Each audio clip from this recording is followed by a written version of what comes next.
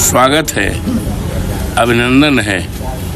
हमें अपने महान जनता पर, देवतुल्य मतदाताओं पर यकीन और भरोसा है, जिन्होंने मुझे 9 बार विधायक बनाया, एक बार अभी हाल में 4 जून को सांसद बनाया और एक बार हमारी पत्नी श्रीमती सोना देवी को जिला पंचायत का अध्यक्ष बनाया। और जहां से चुनाव होना है, मिल्कीपुर से, ये यहाँ की महान जनता ने, आदरणीय देवतुल्य मतदाताओं ने हमको 35,000 वोट से जिताया था और फिर जिताया था। लोकसभा का चुनाव भी हुआ है, उसमें भी जिताया है। तो हमें इन पे भरोसा है और हम पे भरोसा उन पे है, समझ गए। और ये जमीन, ये धरती हमारी है, यहाँ के लोगों की है। और मुझे खुशी है और ताजुब भी है कि बाबा को, माननीय आदरणीय मुख्यमंत्री जी को, आदित्यनाथ योगी जी को, ये दिल्ली वाले क्या है, उनके मन में क्या भाव है, क्यों नाराज हैं कि ऐसी सीट पर, यहाँ पर भारतीय जनता पार्टी को पता है कि वहाँ दाल नहीं गल सकती किसी की। वो समाजवादियों की धरती है, अवधेश प्रसाद की धरती है, मिसेन यादव की धरती है, तो वहाँ कभी जीत ही नहीं सकते। ये जानबूझ करके इनको यहाँ जिम्मा सौंपा है और उसके बाद कटिहरी का सौंपा है। ये मुख्यमंत्री हैं, एक बड़े सूबे के मुख्यमंत्री हैं। चुनाव में देश के तमाम जगहों पे भेजे जाते हैं, लेकिन पता नहीं इनका कद क्यों, दिल्ली वाले क्या नाराजी है, इनका कद छोटा कर रहे हैं। केवल 2 विधानसभा क्षेत्र दे रहे हैं। लगता है कहीं दाल में काला है। इनके साथ कोई भी, ये दिल्ली वाले बेइंसाफी करने जा रहे हैं और वही आधार मानेंगे चुनाव, क्योंकि ये चुनाव तो जग जाहिर है कि हम जीतेंगे। यहाँ जीते हैं अभी, ये जीतेंगे, जीतते रहे हैं। तो यहाँ तो कोई दुनिया की ताकत भारतीय जनता पार्टी को नहीं जिता पाएगी। यूँ तो माननीय योगी जी लगातार लगे हैं। अभी 4 दिन पहले आए थे, 6 दिन अयोध्या में थे, मीटिंग किया, फिर करमडाड़ा में मीटिंग किया और 18 तारीख को ये कुमारगंज में जा रहे हैं। कल 15 अगस्त को हम गए थे, कई स्कूलों में गए थे, हमेशा जाते हैं, परंपरा है।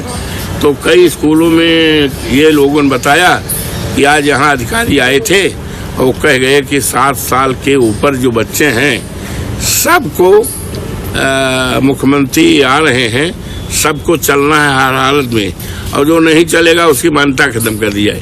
तो स्कूली बच्चों को, अरे स्कूली बच्चों को और योगी जी का वोट के बोरा लेके आवत हैं।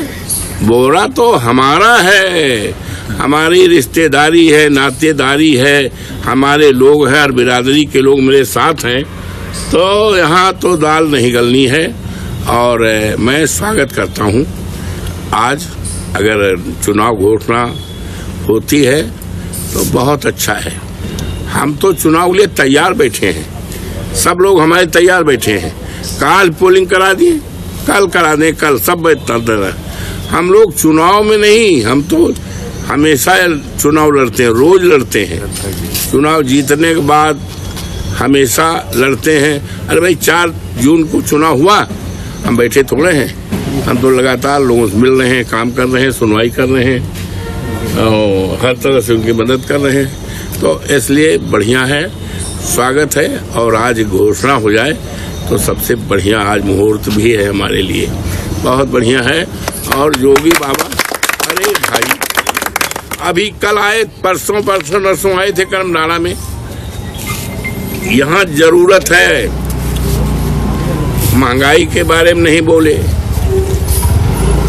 लाखों लड़कों, हजारों लड़कों बेरोजगार हैं, पर्चा लीक हुआ है, उस पर नहीं बोले। लोगों की रात खेत और खलिहान, खेत में भी जा रही है, धान लगाया गया, लेकिन अगर न खेत रखा में तो चल लिए। आज सांडों की सबसे बड़ी समस्या है और लगातार किसानों की खेती को सांडों से, आवारा जानवरों से बचाने के लिए लगातार हम संघर्ष कर रहे हैं।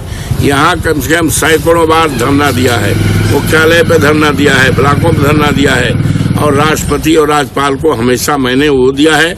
और विधानसभा में भी सवाल हमने उठाया था, योगी बाबा से पूछा कि आप बताइए, आपकी सरकार किसानों की खेती सांडों से बचाने के लिए, आवारा जानवरों से बचाने के लिए आपकी क्या योजना है? कुछ नहीं बता पाए। उनके अध्या मंत्री खड़े हुए, अरे योगी बाबा ने गौशालाओं का निर्माण कर दिया। हमने कहा गौशालाओं की तो और हालत खराब है, गायें पानी बगैर मर रही हैं, वो तार बगैर मर रही हैं, चरहा बगैर मर रही हैं, दवाई बगैर मर रही हैं। ये तो और खराब व्यवस्था है, कुछ बता नहीं पाए। तो आज उनके वो बात करते हैं बांग्लादेश की। आज उनको चिंता बांग्लादेश की है, अवधेश को चिंता है मिल्कीपुर की, विकास की, सम्मान की, रोजगार की, सांडों को हटाने की चिंता है, अयोध्या के विकास की चिंता है, प्रदेश के विकास की चिंता है। माननीय अखिलेश यादव जी को वो देश के विकास की चिंता है। हमारे योगी बाबा को चिंता है बांग्लादेश की। बांग्लादेश की बात करने आए थे। कुछ नहीं पाएंगे, कुछ भी करें, कुछ नहीं मिलना है। बहुत बड़ा इतिहास यहाँ के देवतुल्य जनता ने फैजाबाद लोकसभा अयोध्या की जीत करके केवल हिंदुस्तान में नहीं सारी दुनिया में संदेश दिया है कि अब इस देश में धर्म पर आधारित राजनीति नहीं चलेगी। अब राजनीति चलेगी बेरोजगारों को रोजगार देने का, राजनीति चलेगी बाबा साहब भीमराव अम्बेडकर के संविधान की चलेगी, इंसाफ की राजनीति चलेगी। अब धर्म पर आधारित राजनीति नहीं चलेगी, समझ गए? ये गंगा जमुनी संस्कृत की राजनीति चलेगी, आपसदारी की राजनीति चलेगी। रामपथ पे लाइटें चोरी हो गई, रामपथ पे, और ये रामपथ की लाइट चोरी हो गई। इससे बड़ा क्या है? रामपथ वहीं शुरू होता है, देखिए उत्तर तरफ। ये इससे बड़ा क्या हो सकता है? रामपथ कोई गांव गलियारा का पथ नहीं है, गांव गलियारा का नहीं है। ये रामपथ जिसका नाम दुनिया में है और मर्यादा पुरुषोत्तम राम के नाम पर है, तो इससे बड़ा अन्याय अत्याचार क्या हो सकता है? और ये चोरी हुई है, बताते हैं रात के उजाले में, लाइट लगी है ना, रात में बिल्कुल उजाला रहता है, अंधेरे में चोरी नहीं हुई है और रात के उजाले में हुई है।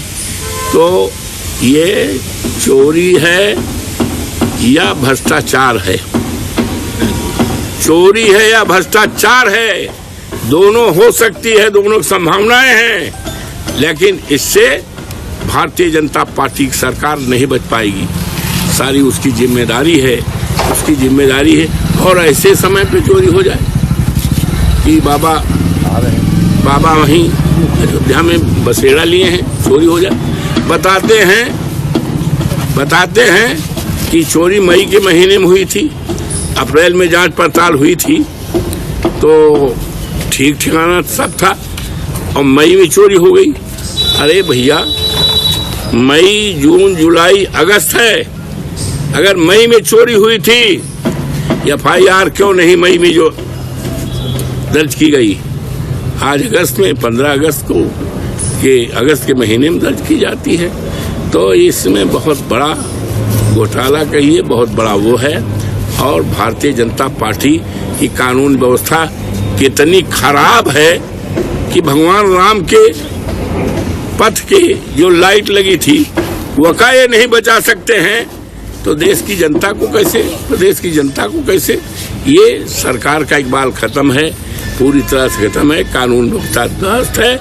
और राम के पथ पर जो लाइट लगी है ये चोरी है तो और भ्रष्टाचार है तो सरकार पूरी तरह से 100% जिम्मेदार है। वो जिम्मेदारी से अपने को अलग नहीं कर पाई। इसकी बड़ी जबरदस्त जांच होनी चाहिए और 48 घंटे के अंदर जो भी दोषी हैं उनके खिलाफ कार्रवाई होनी चाहिए, नहीं हम सत्याग्रह चलेंगे। मुझे अपना सेवक बनाया है, अपना चौकीदार बनाया है। तो चौकीदार तो हम नहीं कह सकते भाई, चौकीदार तो हमारे प्रधानमंत्री जी कहते हैं, तो नकल हो जाएगी। लेकिन अपना सेवक बनाया है, सेवादार बनाया है। हम की सेवा करेंगे और हर मुद्दे पर उनका सम्मान करेंगे, आदर करेंगे, देश दुनिया में उनका इज्जत बढ़ाएंगे। इस घटना को लेकर अधिकारियों को आपने क्या दिशा निर्देश दिया है? इस घटना को लेकर के आपने क्या दिशा निर्देश दिया? ऐसा है, कल 15 अगस्त था, परसों आए रात में, कल 15 अगस्त था। सारा दिन तो उसी में बीत गया। कई स्कूलों में देखो भाई, स्कूल एक आज लगे पाए स्कूल में। आज हम जाएंगे और अयोध्या तक जाएंगे और जा करके देखेंगे, देख करके तब अधिकारियों से, जिम्मेदार अधिकारियों से भी बात करेंगे। ऐसे कैसे हम चुप बैठेंगे? हमारी जिम्मेदारी है। हम जिम्मेदारियों का निर्वहन करेंगे और लोगों के उम्मीदों पर खरे उतरूंगा, उसी को मैं अपनी जीत मानूंगा। अभी तो जीत यहाँ के लोगों की जीत है। अवधेश प्रसाद अपनी जीत तब मानेगा जब उनकी उम्मीदों पर, उनकी तराजू पर खरा उतरेगा। लेटेस्ट अपडेट के लिए हमारे चैनल न्यूज इंडिया फर्स्ट को लाइक, शेयर एंड सब्सक्राइब करें एंड यस, बेल आइकन को प्रेस करना ना भूलें।